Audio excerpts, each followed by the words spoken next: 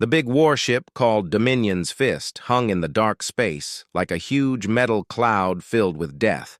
The ship was so big it could destroy whole planets with its weapons. Admiral Crix of the Vorthak Empire stood looking at his computer screen that showed a small blue world called Earth. His 4 red eyes were focused on the information his soldiers had been collecting for many months. The Vorthak were a proud race of lizard-like beings who had ruled the galaxy for over 2,000 years. They had green, scaly skin, sharp teeth, and were much taller than most other species in the galaxy. Their empire stretched across millions of star systems, and they had destroyed or enslaved hundreds of different alien races for 3 full cycles. Admiral Crix had been watching reports about these strange creatures called humans. The reports said they were a young species that had only recently learned how to travel between stars. But something about them worried the Admiral. They were spreading too fast and building colonies on worlds that the Empire wanted for itself. Commander Vex walked up to the Admiral holding a data pad in his clawed hands. Commander Vex was younger than Crix, but he was very good at gathering information about enemy species. His scales were darker than the Admiral's, and he had several scars from battles he had fought in other star systems. Sir, the humans have now built colonies on 17 different worlds, Commander Vex said as he showed the Admiral the latest reports. They are expanding much faster than any species we have seen before. Their technology looks very simple, but it seems to work very well. Admiral. Crix looked at the pictures of human ships and buildings. Everything the humans made looked rough and unfinished compared to the smooth, elegant designs the Vorthak preferred. Human ships looked like they were built from scrap metal and held together with simple welding. Their cities were made of concrete and steel instead of the beautiful crystal structures the Empire used. But there was something troubling about these humans. They kept pushing deeper and deeper into space, claiming worlds that the Empire considered to be their property. The humans seemed to have no fear of the great Vorthak Empire. They just kept building and expanding like they owned the galaxy. The Emperor's orders had been very clear when he sent Admiral Crix on this mission. Make an example of the human home world. Show the entire galaxy what happens to young species that do not know their place in the universe. Admiral Crix had done this kind of work many times before. He would arrive at a primitive world with his great fleet. He would destroy a few cities to show his power. Then the scared primitives would surrender and become slaves, or they would be completely destroyed. Prepare the entire fleet for attack. Admiral Crix commanded, his voice echoing through the bridge. We will start by attacking their homeworld. Once Earth is destroyed, they're scattered. Colonies will surrender without putting up any fight. The bridge of the Dominion's Fist became very busy as hundreds of Vorthak soldiers began preparing for battle. Weapons were charged, shields were activated, and communications were sent to the other 499 ships in the fleet. Each ship was massive and carried enough firepower to level entire continents, but Admiral Crix did not know that he was being watched. Very carefully and from a safe distance, 3 small human ships had been following his fleet for several weeks. The ships were so well hidden that the Vorthak's advanced sensors could not detect them at all. Captain Li Dongmin sat in the control room of a ship called Silent Running. The ship was much smaller than the Vorthak warships, but it was filled with technology that was far more advanced than anything the Empire had ever seen. Captain Li was a calm man in his 30s, with short black hair and intelligent eyes. He had been trained specifically for this kind of secret mission. The bridge of Silent Running was cramped but efficient. Every surface was covered with screens and controls that could gather information from very far away.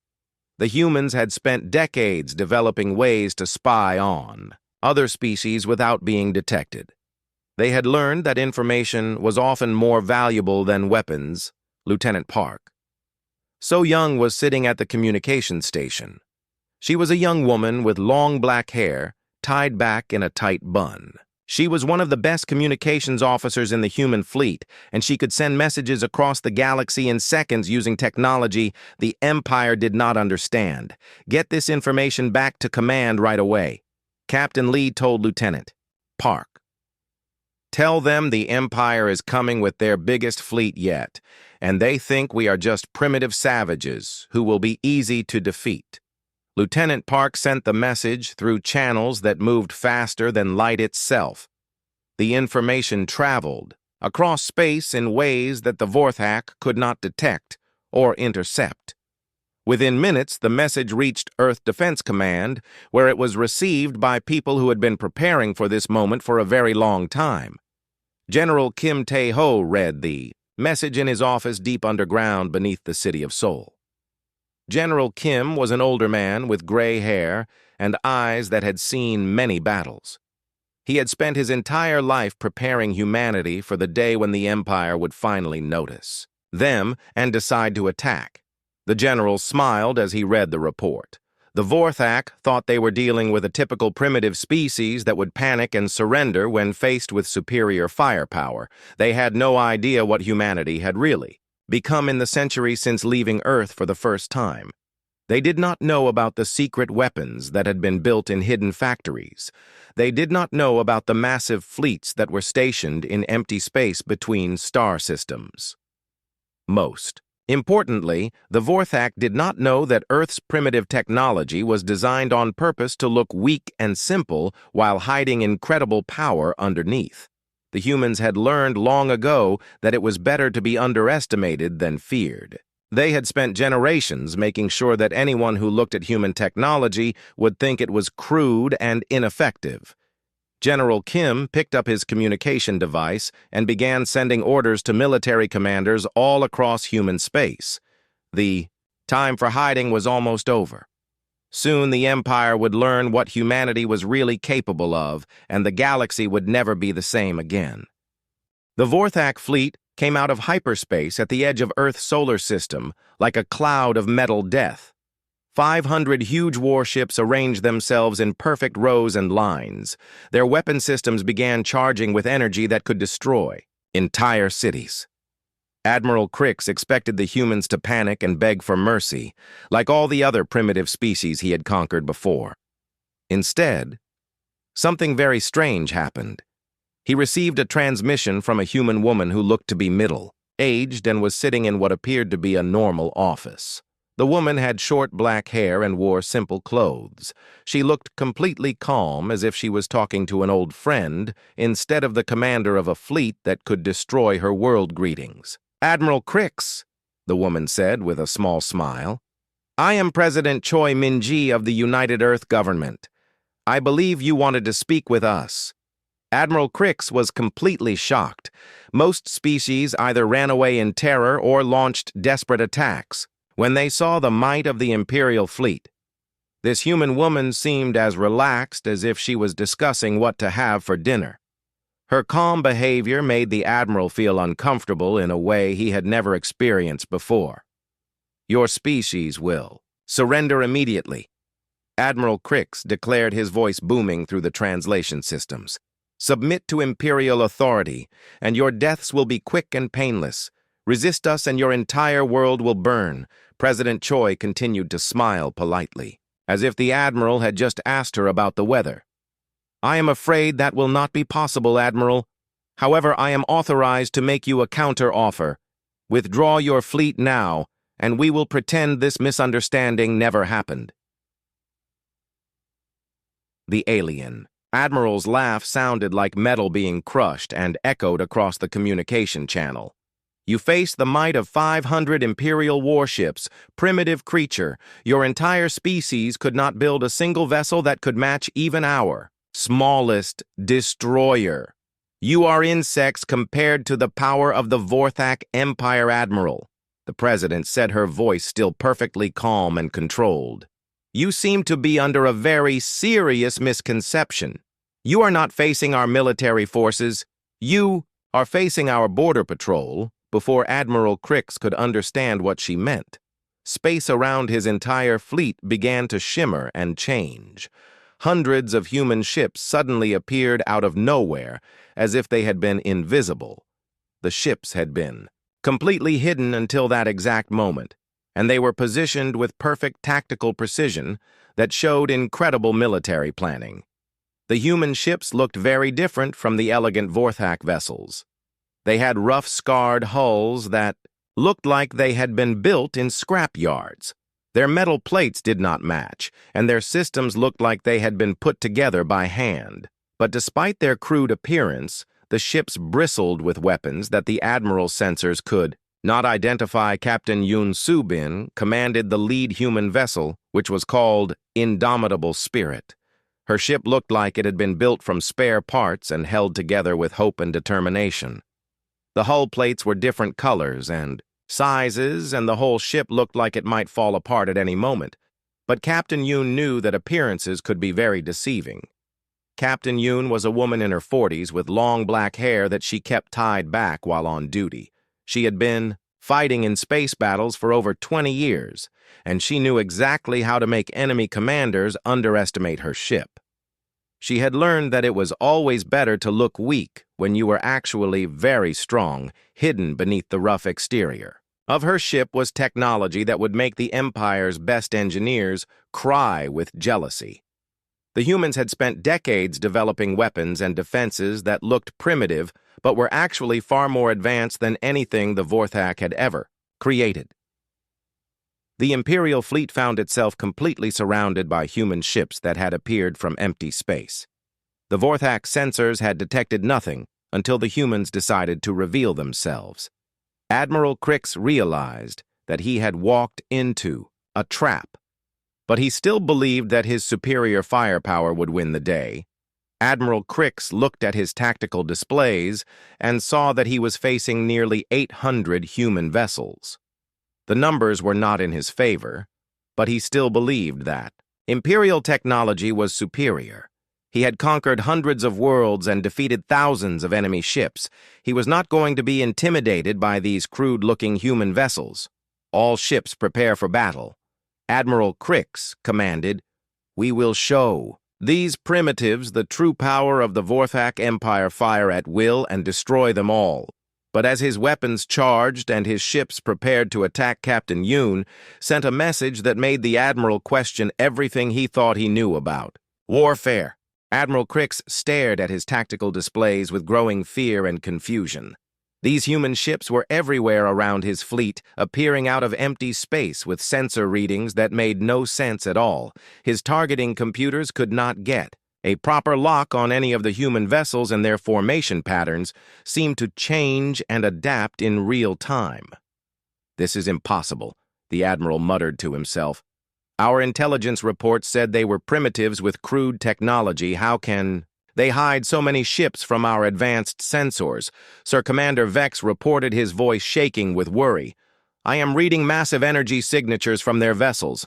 Power outputs are higher than anything we have ever recorded, but I cannot identify the source of their power." Admiral Crix was a veteran of 1,000 battles, and he had never encountered anything like this before, but he was still confident that Imperial firepower would win the day. He had the most advanced weapons in the galaxy, and he was not going to be defeated by a bunch of primitive humans who built ships that looked like scrap metal. "All ships open fire immediately," Admiral Crix commanded, his voice echoing through the fleet. "Destroy every human vessel. Show them the true power of the Vorthak Empire." The Imperial fleet unleashed a barrage of destruction that could have turned entire continents into glass plasma beams that burned hotter than stars, and antimatter torpedoes that could crack moons filled space. With deadly light, the weapons fired by the Vorthak fleet had destroyed countless worlds and ended the lives of billions of creatures. But when the energy from all those weapons finally faded away, the human ships remained completely untouched. They were protected by shimmering energy barriers that seemed to bend reality itself around them. The Imperial weapons had simply bounced off or been absorbed, as if they were nothing more than gentle rain. Captain Yoon's voice came across the communication channel, sounding amused and slightly bored. Is that really the best you can do? Admiral, our mining ships have stronger weapons than what you just fired at us, to prove her point. Captain Yoon ordered a single shot from her ship's main gun. The weapon looked crude and simple, like something that had been welded together in a garage by someone who did not really know what they were doing. But when the projectile struck the Imperial flagship, it did something that should have been impossible, though. Shields protecting Admiral Crick's ship were the most advanced defense systems in the galaxy. They had never been breached by any weapon that existed, but the human projectile passed through them like they were not even there. The energy barriers that had protected the ship for decades simply collapsed and disappeared. The second shot from Captain Yoon's weapon punched through the flagship hull armor like it was made of paper instead of the strongest materials known to science. The massive Vorthak vessel began spinning helplessly through space as its engines failed and its systems shut down one by one. All across the battlefield, similar demonstrations of impossible firepower were turning the Empire's most advanced warships into floating pieces of scrap metal. The humans fought with technology that seemed to ignore the laws of physics and tactical brilliance that allowed them to anticipate every Imperial strategy before it could be put into action. But what terrified Admiral Crix the most was not the advanced human weapons or their superior tactics. It was how casual and relaxed the humans seemed about the entire battle. They were not fighting with desperation or fury like most species did when faced with destruction. Instead, they were simply doing their job efficiently and professionally, disposing of what they clearly considered to be a minor inconvenience. The human ships moved through space like living creatures, coordinating their attacks with perfect precision while their weapons carved through Imperial defenses as if they did not exist at all. Each human vessel seemed to know exactly what every other human vessel was going to do before they did it. Lieutenant Nam Woo-jin was working at the sensor station on Captain Yoon's ship, and he called out readings that made his captain smile with grim satisfaction. "Captain, the Empire's command ship is trying to call for reinforcements. Should I block their communications?" "No need," Lieutenant Captain Yoon replied. "Calmly, let them call for help. I want their friends to see what happens when they come here." Admiral Crix watched in horror as his mighty fleet was systematically destroyed or disabled by human forces that should not have existed. These primitive creatures were supposed to be easy targets for the Imperial war machine. Instead, they were demonstrating technology and tactics that were centuries ahead of anything the Empire possessed. The worst part was that the humans were clearly holding back. They could have destroyed every Imperial ship in minutes, but instead they were carefully disabling them and taking prisoners. It was as if they wanted to send a message rather than simply win a battle, Commander. Vex approached the Admiral with a datapad that contained casualty reports. "Sir, we have lost over 200 ships, and the humans have not even used their heavy weapons yet. Our remaining vessels are requesting permission to retreat. Permission denied," Admiral Crix replied, though. His voice lacked its earlier confidence. "We are the Vorthak Empire. We do not retreat from primitives." But even as he spoke those words, Admiral Crix knew that everything he believed about the galaxy had just changed forever. The distress signal from Admiral Crick's fleet traveled across the entire galaxy at speeds faster than light itself until it reached the core worlds of the Vorthak Empire. The message was received by Grand Admiral Thok, who was the supreme military commander of all Imperial forces and the most feared warrior in the galaxy Grand. Admiral Thok was much larger than other Vorthak, with dark green scales that had been earned through countless battles.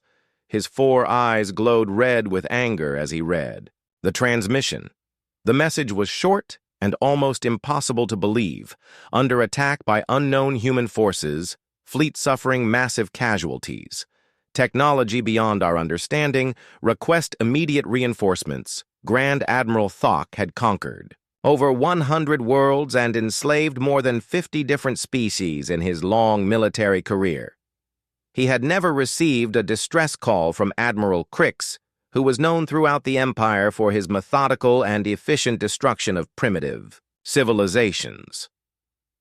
The idea that some backwater species of primitives could threaten an entire Imperial fleet was completely absurd. This must be some kind of mistake. Grand Admiral Thok growled to his aide, a young Vorthak officer named Sub-Commander. "Zal, assemble the second battle group immediately. 2,000 of our best ships should be more than enough to handle whatever these humans think they are doing." Meanwhile, in Earth's solar system, the remaining ships from the first Vorthak fleet were learning just how completely outmatched they truly were. Captain Yoon had disabled most of their vessels without destroying them because she preferred to take prisoners who could spread word of humanity's capabilities throughout the galaxy. The few Imperial ships that tried to escape found their routes blocked by human vessels that seemed to appear out of nowhere no matter which direction they tried to flee. The humans had positioned their ships with such tactical precision that escape was impossible. But the real shock came when President Choi opened communications with the captured Admiral Crix. The alien commander had been brought aboard a human medical ship where his wounds were being treated by human doctors. His flagship was crippled, and his pride was completely shattered. Admiral Crix expected the usual demands for surrender and subjugation that always followed military defeat. Instead, the human leader made an offer that left him completely speechless and unable to understand what was happening. "Admiral, I am prepared to release you and all of your surviving crew members," President Choi said calmly. "Return to your empire and deliver this message. Humanity claims no territory that belongs to others, but we will defend what is ours. Any future attacks will be met with appropriate force." Admiral Crix's translator device struggled to process this concept.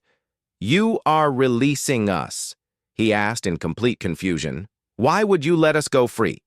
"Consider it a professional courtesy," President Choi replied with a slight smile.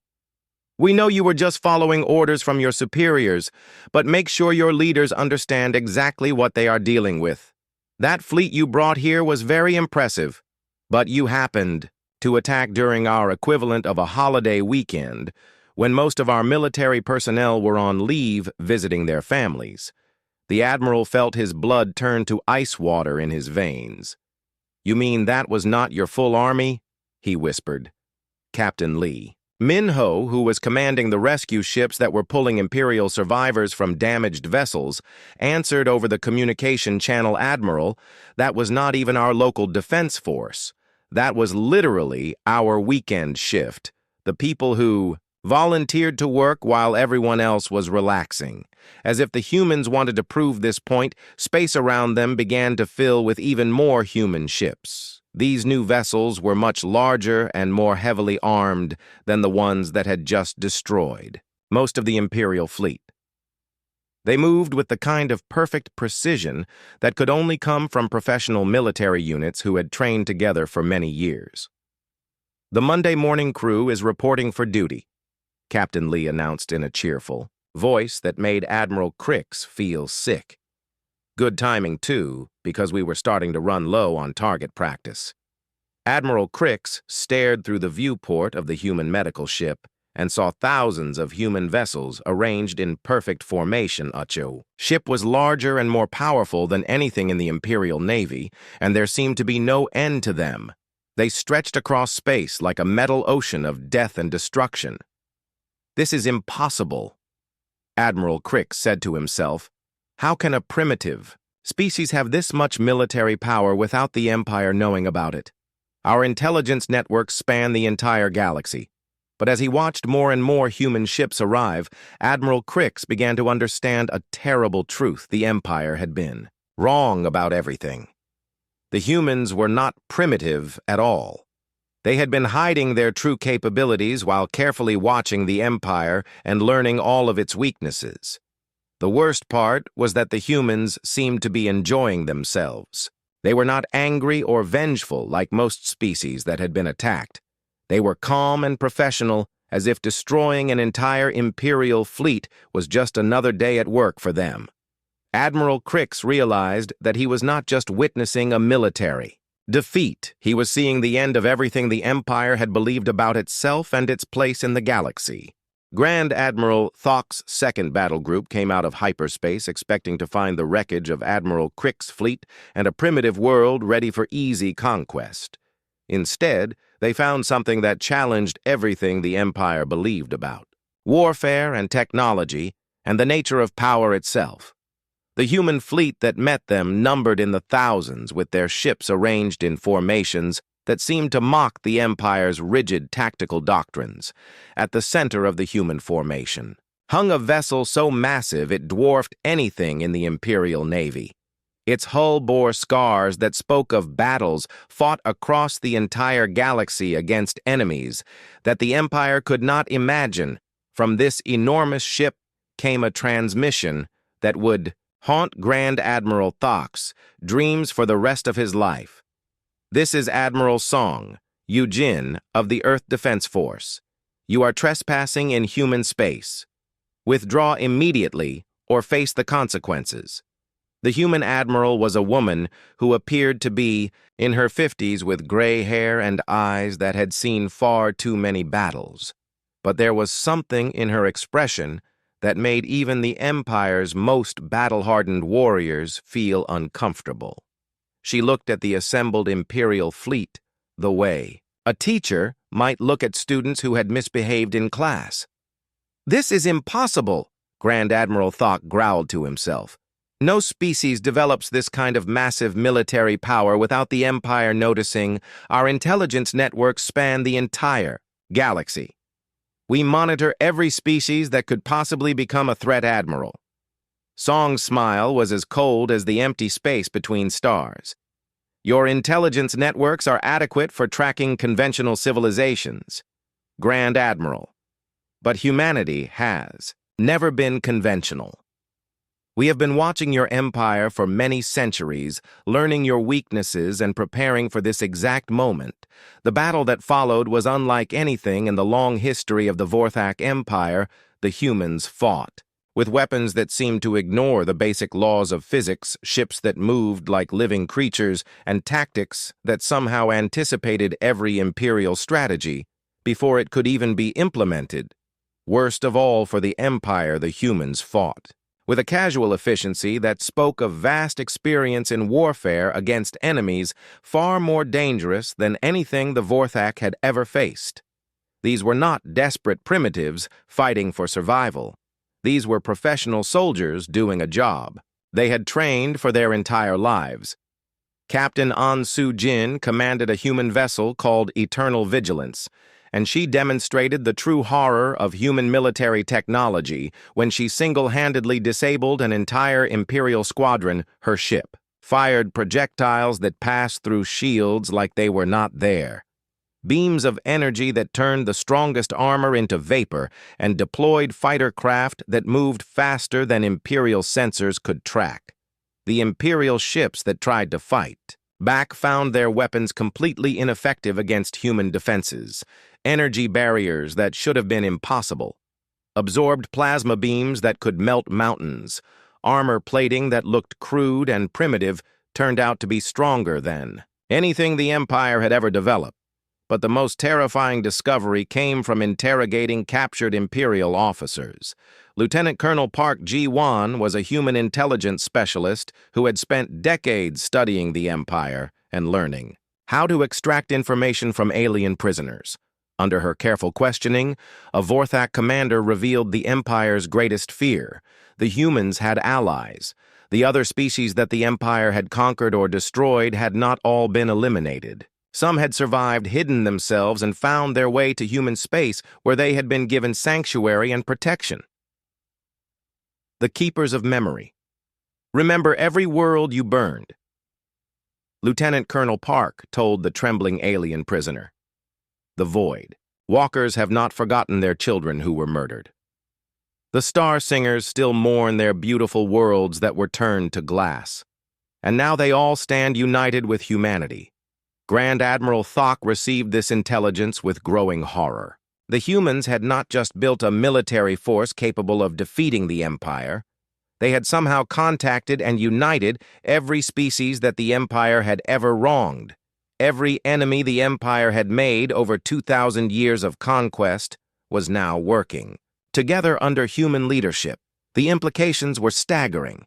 The Empire had always maintained control through fear and superior firepower, but if all of their former victims had united and developed advanced technology, then the balance of power in the galaxy had completely changed. Sir, one of Grand Admiral Thok's officers reported with obvious fear in his voice.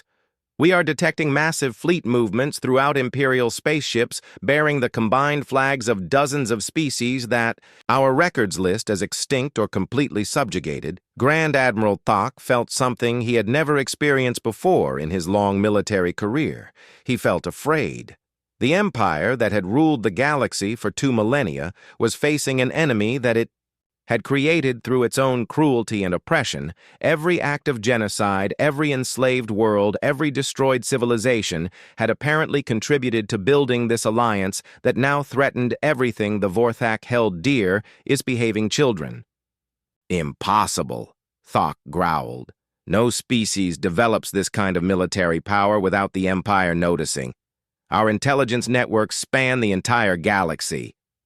Admiral Song's smile was cold as space itself.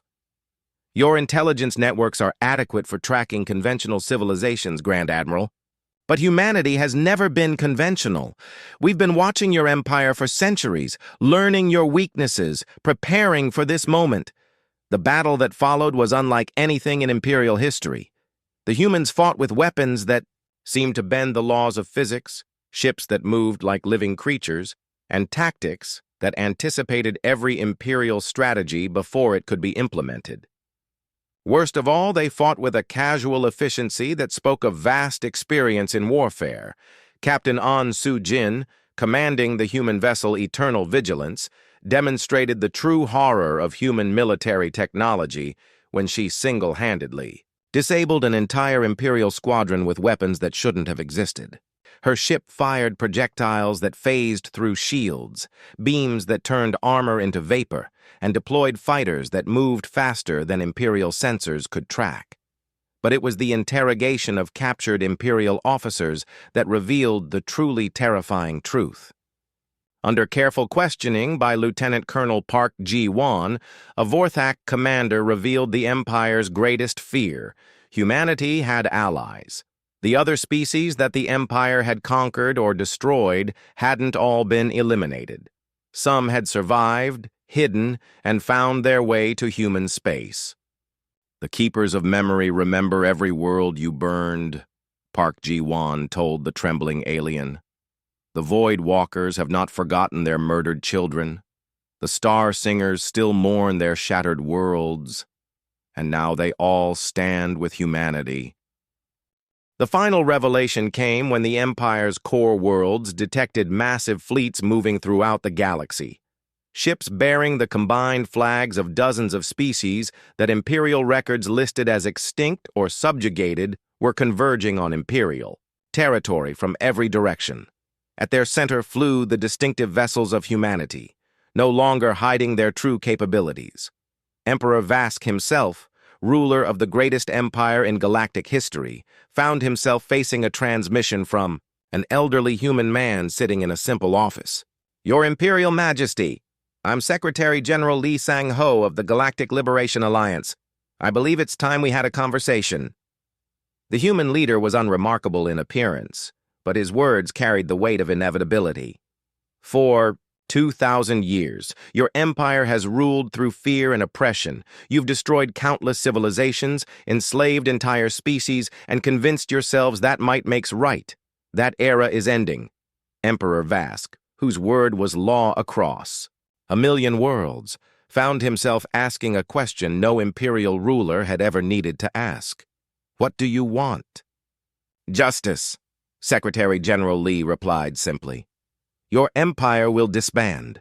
Your conquered worlds will be freed. Your military will be dissolved.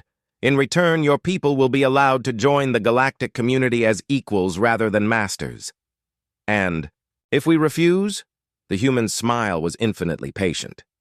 Your Majesty, you're speaking to the diplomatic corps. The question isn't whether you'll accept our terms. The question is whether you'll accept them before or after our military explains them to you more directly. As if summoned by his words, space around the imperial capital world began to fill with ships. Not hundreds or thousands, but hundreds of thousands. The combined fleets of every species the Empire had wronged, united under human leadership and armed with technology that made imperial weapons look like crude clubs. At the center of this vast armada flew Admiral Song Yu-jin's flagship, now revealed as just one of dozens of similar vessels. The primitive humans had built a military machine that spanned the galaxy, hidden in plain sight while they quietly contacted every enemy the Empire had ever made. The most shocking revelation came from intercepted Imperial communications. For centuries, the Empire's expansion had been mysteriously slowing. Worlds targeted for conquest had somehow developed defenses. Species marked for extinction had vanished instead of dying. The Empire had attributed these failures to incompetence or corruption, never realizing they were facing systematic intervention. Humanity hadn't just been building their own civilization. They'd been running a galaxy-wide underground railroad, saving the Empire's victims and turning them into allies. Every species the Empire thought they'd destroyed had actually been relocated, protected, and given time to develop their own advanced technologies. The war was over before it truly began.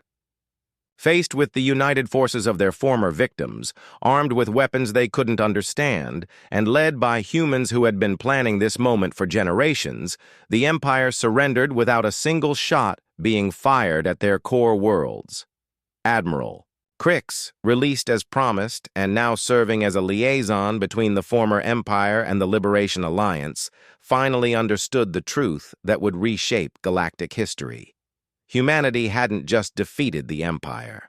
They'd been playing a completely different game all along, one where victory was measured not in conquered worlds but in liberated peoples. The galaxy would never be the same.